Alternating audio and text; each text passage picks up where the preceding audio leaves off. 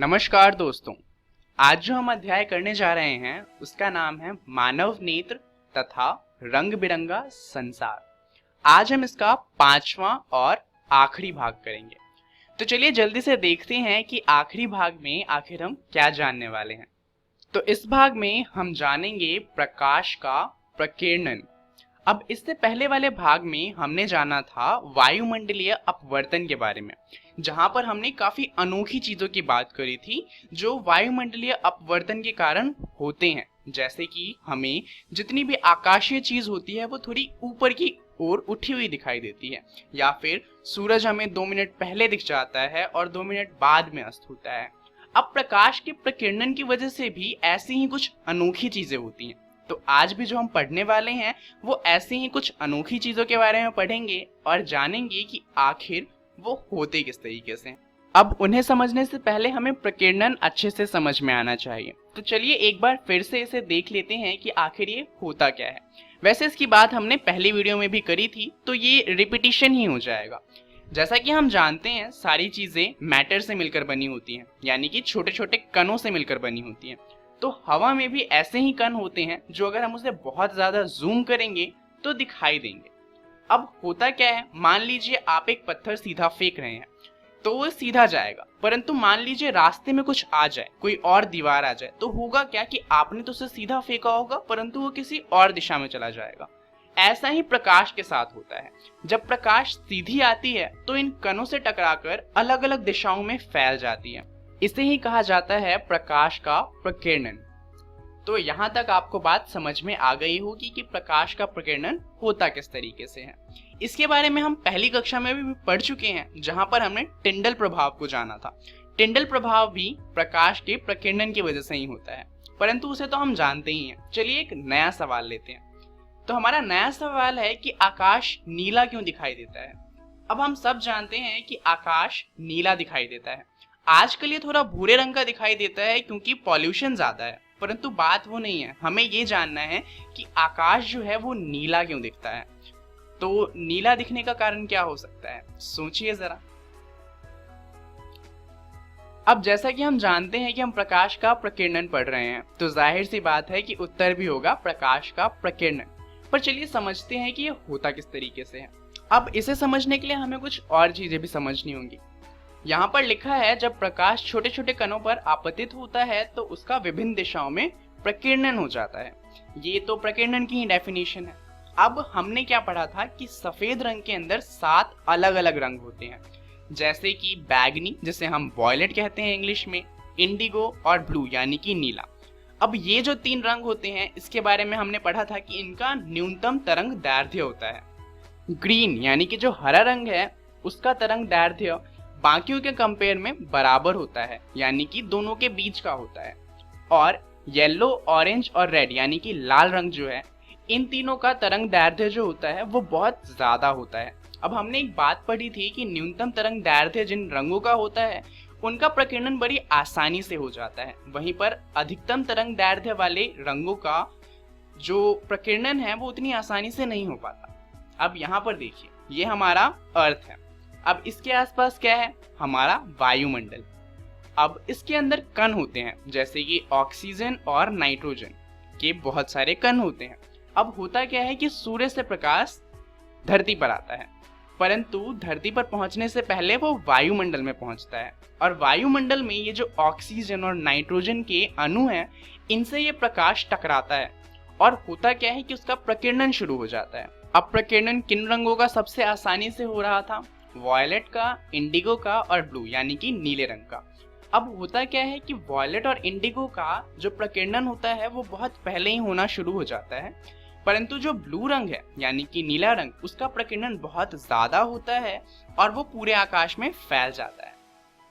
तो ये जो तीनों रंग होते हैं, यही तीनों रंग मिलकर आकाश में फैल जाते हैं और जिसके कारणवश हमें आकाश नीला दिखाई देता है। यहाँ पर आप देख सकते हैं कि प्रकीर्णन किस प्रकार होता है। जैसा कि आप देख सकते हैं यहाँ पर वॉयलेट और इंडिगो यानी कि बैंगनी कलर जो है वो ऊपर की तरफ ही फैल गए हैं, परंतु नीचे आते आते जो नीला रंग है वो सबसे ज्यादा फैल रहा है। और ग्रीन, येलो और ऑरेंज और लाल रंग जो है वो उतना ज़्यादा फैलते ही नहीं, वो नीचे आ जाते हैं और यही कारण है कि आकाश हमें नीला दिखाई देता है। अब यहाँ पर एक बात ध्यान दीजिए कि जो प्रकाश है वो जब आ रहा था तो स्पेस में उसका एक भी बार प्रकीर्णन नहीं हुआ। प्रकीर्णन शुरू कब हुआ? जब जो रोशनी थी वो हमारे वायुमंडल में आई। अब यहाँ पर चलिए बात करते हैं चांद की। चांद में जैसा कि आप जानते हैं वायुमंडल नहीं होता, तो वहां का आकाश कैसा होगा? सोचिए। चलिए जानते हैं। जैसा कि हम जानते हैं जो चांद है उसमें वायुमंडल नहीं होता। अब सूर्य का प्रकाश आएगा परंतु यहाँ पर कोई कण ही नहीं है जिससे वो टकराए, इस वजह से सूर्य के प्रकाश का प्रकीर्णन हो ही नहीं पाएगा और इस वजह से ये जो तीन रंग हैं ये प्रकीर्णन नहीं होंगे और चांद का आकाश हमें काला दिखाई देगा क्योंकि वहां पर कोई भी रंग नहीं फैलेगा। यहाँ पर आप एक फोटो देख सकते हैं जो चांद से ली गई है। यहाँ पर आप सूरज को देख सकते हैं और धरती को भी देख सकते हैं। यहाँ पर सूरज के दिखाई देने का मतलब है कि चांद पर अभी दिन हो रहा है और यही कारण है कि आप चांद की सतह को भी देख सकते हैं, परंतु आकाश को देखिए वो पूरा काला दिखाई दे रहा है। यहाँ तक कि वहां पर जो तारे हैं वो भी दिखाई दे रहे हैं। इसका कारण बस ये है कि प्रकाश का प्रकीर्णन नहीं हो पाया और सूर्य से जो रोशनी है वो सीधा हमारे चांद पर आ गई। तो हमारा पहला प्रश्न तो वहीं पर हुआ खत्म। अब आता है हमारा दूसरा प्रश्न जो हमसे पूछ रहा है कि सूर्योदय और सूर्यास्त के समय जो सूर्य का रंग होता है वो इतना अलग क्यों होता है। अब हम जानते हैं सूर्योदय और सूर्यास्त के समय हमें जो सूरज है वो थोड़ा लाल दिखाई देता है, ये बात आपने भी देखी होगी, परंतु ऐसा क्यों होता है? चलिए इसे समझते हैं। इस पिक्चर को ध्यान से देखिए। जब दिन होता है तो सूर्य हमारे जस्ट ऊपर होता है और इस वजह से जो सूर्य की रोशनी होती है उसे वायुमंडल में बहुत कम दूरी तय करनी होती है और इस वजह से उसका प्रकीर्णन भी काफी कम होता है। जैसा कि हम जानते हैं प्रकीर्णन सिर्फ वायुमंडल में होता है और अगर वायुमंडल में कम दूरी तय करेंगे तो प्रकीर्णन भी कम होगा। परंतु अगर हम बात करें सूर्योदय या सूर्यास्त की तो उस समय हमारे लिए जो सूर्य होता है वो क्षितिज पर होता है और क्षितिज से हम तक सूर्य की रोशनी आने के लिए उसे एक लंबी दूरी तय करनी होती है हमारे वायुमंडल में। अब वायुमंडल में जब लंबी दूरी तय करनी होगी तो जितने भी प्रकाश का प्रकीर्णन है जो पहले कम हो रहा था वो भी होना शुरू हो जाएगा। तो दिन के समय जैसे कि जो ऑरेंज है और येलो कलर है उसका प्रकीर्णन उतना नहीं होता था, परंतु सूर्योदय और सूर्यास्त के समय उनका प्रकीर्णन इतना ज्यादा हो जाता है कि वो हम तक पहुंच ही नहीं पाते। दरअसल 7 में से सिर्फ एक ऐसा रंग है जो हम तक पहुंच पाता है और वो है लाल, और यही कारण है कि हम तक सिर्फ लाल रोशनी पहुंचती है और हमें सूर्य लाल दिखाई देता है। तो चलिए यहाँ पर होता है हमारा दूसरा प्रश्न खत्म। अब आती है तीसरे प्रश्न की बारी और तीसरा प्रश्न है खतरे के संकेत लाल रंग के क्यों होते हैं। अब ये बात तो आप भी जानते हैं कि खतरे के लिए हम हमेशा लाल रंग दिखाते हैं, जैसे कि रेड लाइट पर रुकने के लिए लाल रंग इस्तेमाल होता है, स्टॉप का सिंबल कहीं बना हो तो वहां पर लाल रंग इस्तेमाल होता है, एग्जिट के लिए हम हरे रंग का इस्तेमाल करते हैं, परंतु अगर फायर एग्जिट हो या फिर कोई इमरजेंसी एग्जिट हो तो वहां पर भी लाल रंग से एग्जिट दर्शाया जाता है। तो आखिर ये सारे खतरे वाले जो सिंबल हैं, जो संकेत हैं, उन्हें लाल क्यों बनाया जाता है? अब आपको शायद लग रहा हो कि लाल रंग हमें दूर से ही दिख जाता हो, उससे हम आकर्षित होते हो, पर दरअसल ऐसा नहीं है। जो पीला रंग है हमारी आंखें उससे ज्यादा आकर्षित होती हैं। यही कारण है कि जो स्कूल बस है उसे पीला बनाया जाता है कि अगर स्कूल बस कहीं पर भी हो तो सब लोगों को वो आकर्षित करे और वो देखकर समझ जाए कि आगे स्कूल बस है और थोड़ा आराम से गाड़ी चलाएं। परंतु लाल रंग का क्या है?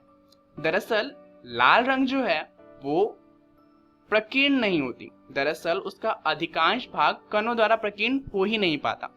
यही कारण है कि जब सूर्य क्षितिज पर होता है तब भी हम तक लाल रोशनी पहुंच जाती है। अब मान लीजिए कोई ऐसी कंडीशन है जहां पर बहुत ही ज्यादा कोहरा है, तो यहाँ पर क्या होगा कि हवा में कणों की संख्या भी ज्यादा होगी, तो कम दूरी तय करने पर ही जो ज्यादातर रोशनियां होंगी उनका प्रकीर्णन हो जाएगा और वो हम तक नहीं पहुंच पाएगी। परंतु ऐसी कंडीशन में भी अगर हम लाल रंग से कुछ बनाएं तो जैसा कि हम जानते हैं कि उसका प्रकीर्णन ज्यादा नहीं होगा, तो ऐसी कंडीशन में भी हमें लाल रंग दिखाई देगा।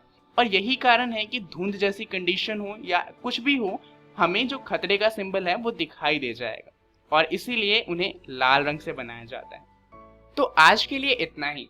आज हमने जाना प्रकाश का प्रकीर्णन क्या होता है और इससे किस तरह की चीजें होती हैं। यहाँ पर हमारा यह अध्याय खत्म होता है। आज के लिए इतना ही। धन्यवाद।